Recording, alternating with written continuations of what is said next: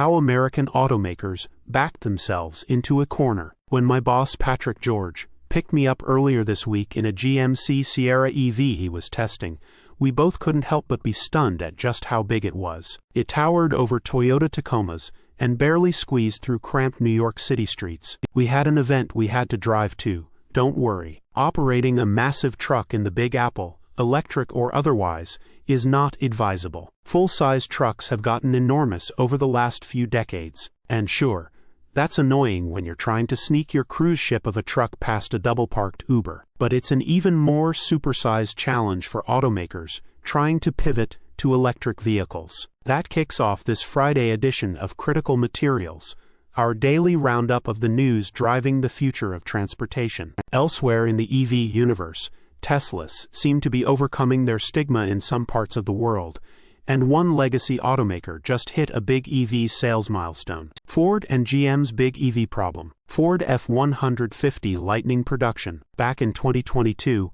Ford kicked off production of the F-150 Lightning. This felt like a watershed moment in the industry, and in a lot of ways it was. America's best-selling vehicle, the F-Series truck, was going battery-powered, and the general thinking was that EVs would explode into the mainstream as a result. The Blue Oval ratcheted up its production plans several times as the pre-orders flooded in. In 2022, it said it planned to produce 150,000 of them annually by 2023. That never happened. Years later, Ford has only sold some 86,000 Lightnings in total. I don't mean to pick on Ford in particular here. I like the Lightning a lot. The point is that electric pickups in general have not taken off. Electric trucks are really expensive, thanks to their giant batteries. Real truck stuff like towing and hauling can deal a big blow to range. And then there's the political element. EV buying has been a largely coastal and largely liberal phenomenon thus far,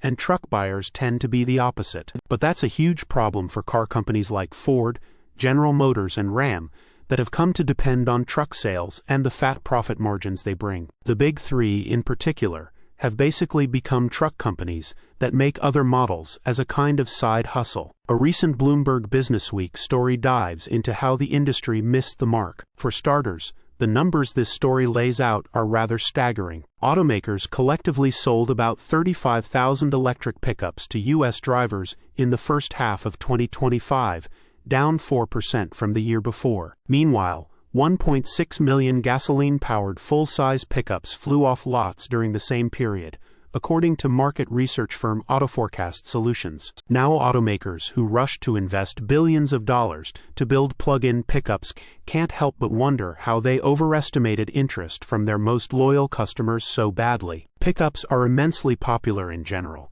but battery-powered ones like the Tesla Cybertruck, Silverado EV, GMC Hummer EV, and Lightning can't hang. What gives? Besides all of the above about cost, range, and capability, Bloomberg chalks it up to many of the social issues we've reported on before. Here's more on that. Part of the misreading of the market has also been political. In a nation where nearly everything is fiercely divided, choosing an electric motor over a gasoline engine can be as much an identifier of one's political tribe as sticking a "science is real" sign in your front yard. Sooner or later, American truck makers will need to figure out how to pivot away from the gas trucks that have padded their bottom lines for decades. Maybe fuel economy rules are out the window during this administration, but that's a temporary reprieve at best. How do they make it work? Ford this week announced one solution: a smaller, more aerodynamic truck that's simpler to build and can make do with a small battery. That's supposed to arrive in 2027,